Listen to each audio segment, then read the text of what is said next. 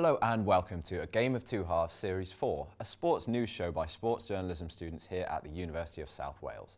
I'm your host Dylan McIsaac, and over the next 15 minutes we will look at the topics dominating the Welsh sporting landscape, including how Cross Keys Rugby Club have been able to move on after a year of flooding, and the Football Association of Wales plan to improve the national game at the recent Football Forum event. Let's take a look at the latest sports headlines in Wales. Wales captain Jack Morgan will miss the start of the Six Nations. This comes from the shoulder injury he sustained in Wales' opening autumn international match against Argentina. Ospreys head coach Mark Jones confirmed that he would be out for 4 to 5 months. Cardiff manager Barry Murphy confirmed that Ruben Colwill will be out for 3 months.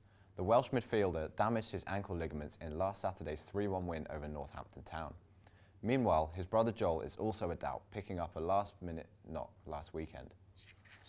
Elfyn Evans faces a fight if he is to win the World Rally Championship for the first time. Evans takes a 3-point lead going into the final round, but time projections favour Raul Sebastian Ogier. The winner of the championships will be announced by Saturday's final race. Barrytown United announced a kit sponsorship for their academy sides in pre-season, teaming up with mental health charity Make Your Mark. Michael Addison looks into this sponsorship between Barry and the mental health charity. Last weekend, Barrytown United's academy sides wore their brand new shirts for the very first time, sponsored by Mark, a mental health charity in which the club have partnered up with for this season. Make Your Mark, as it is known, stands for Motorbikers Act of Random Kindness, offering a mental health and financial support network within and outside of the biker community. We Ride United and Heal United, teaming up with Barrytown United. They want to spread love with random acts of kindness to boost mental and physical well-being. Mark aims to donate every penny they receive into the local area, whether that is food banks, children's homes, care homes, homeless shelters, and other community causes, giving back to people who are less fortunate in society. Academy Director Damien Flynn posted on LinkedIn about the sponsored shirts, saying, "It was fantastic to see them not only play the sport that they love, but also to raise awareness and support such an important cause. Conversations about mental health matter at every age, and it is inspiring to see our young players carrying that message with pride. Together, we're showing the power of sport to provide a message of awareness around mental health and the support available." With Barrytown United's motto, "Your team, your town, your community," is a reminder of how local communities can unite to encourage greater awareness of mental health through football. Time for our topical segment of the show. Cross Keys, like many other clubs in Wales, were affected by the Storm Bert, with club's facilities falling foul of the weather. Michael Addison reports on how the club have been able to move on despite the events of 12 months ago. In the village of Cross Keys, beside the River Ebbw, is Cross Keys Rugby Club. 12 months ago was a very different story. Storm Bert caused thousands of pounds worth of damage, with flooding taking up the clubhouse, the pitch, and the youth centre that remains closed till this day. Redecorations of the facilities meant that the club were unable to play at their beloved Pandy Park home for 12 weeks, forcing the club to relocate when it came to matches, with local clubs helping them out when they had nowhere to train or play. However, this is not the first time the club have endured flooding. On the walls in the clubhouse, pictures from February 2020, when Storm Dennis did the same damage, engulfing the club's facilities. I spoke to club secretary Angie Prangel and player Kyron Lewis about what that time was like for the club. The water started to just pour in. It was actually like it was just torrential. The field was covered. They managed to just about get in their cars and get out to the car park before it was completely underwater.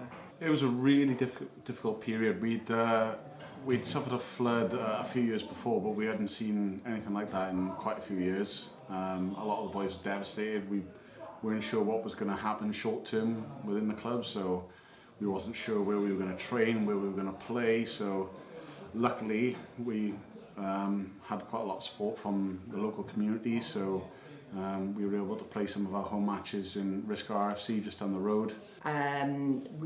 We are very concerned about it. Like last weekend was very worrying, but we're trying to get money for flood defences, but it's, you know, really difficult to get money. Council haven't got any money to help us. If we were to put flood defences on all the doors and the windows, the cellar, we'd be talking about 80 grand, and which we just haven't got that money. Despite the challenges, the flood brought the club closer together, the players galvanising to reach the WRU National Cup at the Principality Stadium. That was an absolute great day for the club, for the players, the coaches. Some would never dream of being able to get to the Principality, you know, and play on that big stage. I think that period of having to play away in different pitches and different venues, I think really helped us, because we played one of the best 80 minutes of rugby I've ever been involved in to beat Merthyr in the semi-final. I say 80 minutes, it went to extra time as well, so it was more than 80 minutes.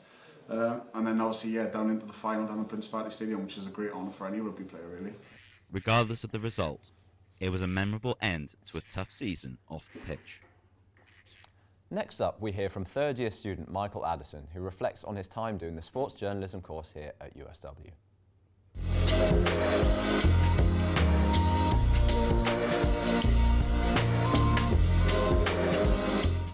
I'd have to say this will be all days, really.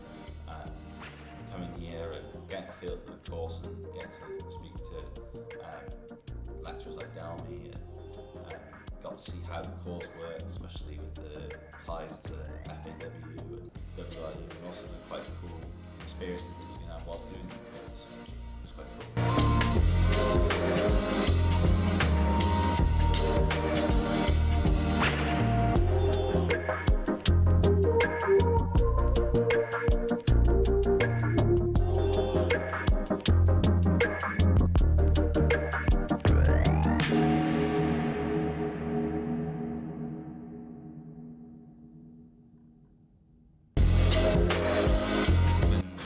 Interesting, obviously, some things that you might enjoy that maybe you didn't think you would enjoy the first time, but I've enjoyed my time, done some good things, but hopefully over the next 6 to 8 months left of whatever we're doing on this course is something that I can take with me forever to the future, and hopefully it can get me a job in this industry.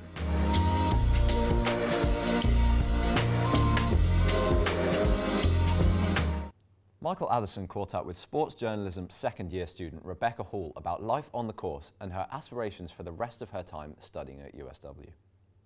Firstly, I'm going to ask you is what's life been on the second year course like at the moment? Yeah, it's been really good. I've enjoyed it so far. We've obviously gotten into doing our employability module, which is getting us prepared to do our work placement, which is really exciting. And then we've advanced more in photography, and we're learning more about videography, which has been a lot of fun. I really enjoyed the photography aspect of things last year, so getting to build on that has been good. And yeah, we've been talking about news bulletins instead of, we've moved on from podcasts and now we're doing news bulletins, which has been really useful. Looking at, you said about that as well, with the contrast between maybe doing the first year of the course to the second year course, what's the difference, probably key difference been like between the two? I think year two has definitely felt a bit more professional, as in year one you're sort of taking in all the information, whereas year two you're doing that and balancing it, like it's on you now to go out and find these opportunities rather than going up to the sports park every week and sort of having these opportunities given to you by the uni. So I found the professionalism of year two has been something that's changed dramatically. Not that year one wasn't professional, but obviously more sort of an introductory into what the course is like and what it will be like going forward. But year two's definitely been a step in the right direction, if I'm being completely honest. I would love to work with the Cardiff Devils, which is the ice hockey team. That would be a dream of mine, obviously. And then I do like rugby, so anything like that I would love to work down. Where do you particularly see yourself maybe in that time period? I'm not entirely sure. I think starting the course, I really was not keen on wanting to do photography. And then year one, I absolutely love photography. So I do think that is something I would like to explore post-uni and potentially explore a bit more with my work experience and next year. So that would definitely be something, or an avenue in sports journalism I would like to go down. I'm now joined in the studio by our reporter Sam Hill, where we will discuss Newport County's first home match under Christian Fuchs as they host Barrow at Rodney Parade in League Two. Sam, talk to me about the expectations for tomorrow's game. Yeah, so Newport go into this game bottom of the league on just 10 points after 17 games. That leaves them 5 points from safety at the moment. So you got to be thinking, it can't get worse than this.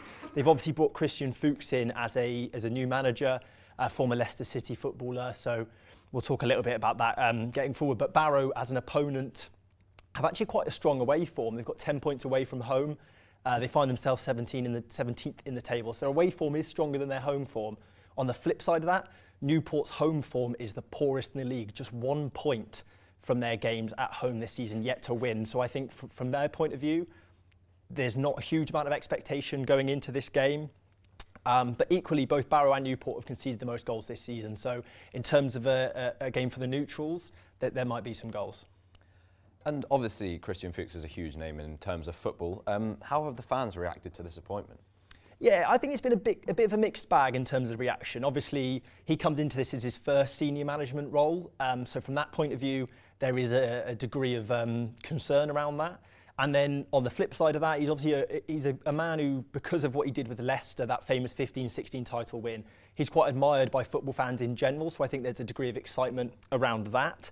I think more importantly, the problem is that the owner, Hugh Jenkins, is very much still in position, and that is the man that most of the Newport fans have disdain towards, as opposed to the man in charge. So I think to sort of sum up, January window, that will be the judgment time for Newport.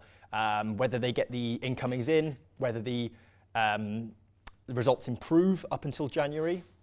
And if they do, then I think certainly the reaction to Fuchs will be stronger. But ultimately, like I said, I think for as long as Hugh Jenkins is in charge, the Newport fans won't be too happy. Thank you for that, Sam. Here is what is happening in the next instalment of Series 4 of A Game of Two Halves. Causes, giving back to people who are less fortunate in society. Quite interesting, also, there's something that you might enjoy. Moved on from podcasts and now we're doing news bulletins, which has been really useful. Region, Chief Executive Norm Mooney, explaining the plan to continue building a promising future for Welsh football.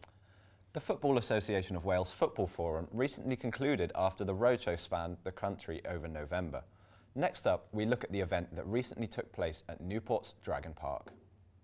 The Football Association of Wales' base, Dragon Park in Newport, hosted the penultimate National Football Forum, which travelled the length of Wales in November, listening to the views of local clubs, volunteers and supporters in the Gwent region, with Chief Executive Norm Mooney explaining the plans to continue building a promising future for Welsh football.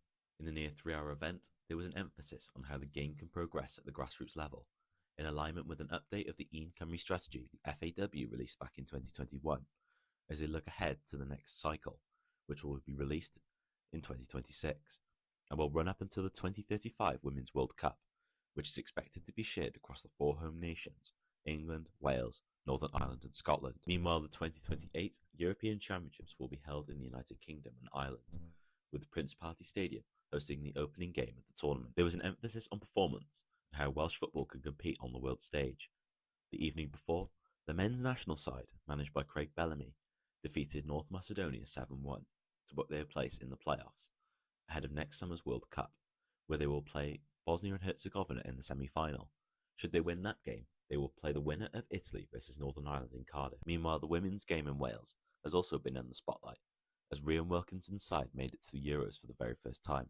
This event coincides with the forums of the Cymru Premier sides have held in previous weeks of their 5-year plans, with the domestic game also set to undergo changes in the next calendar year, expanding from 12 to 16 teams. The key pillar of this event was to reach out to those who are the heartbeat of the clubs in the region, listening to their views on how all levels of the game in Wales, from the grassroots to the professional game, embody the Together Stronger motto. I've been your host, Dylan McIsaac. Thank you to those who have helped put on the show together, and you, the viewers, also for watching along. Thank you and goodbye.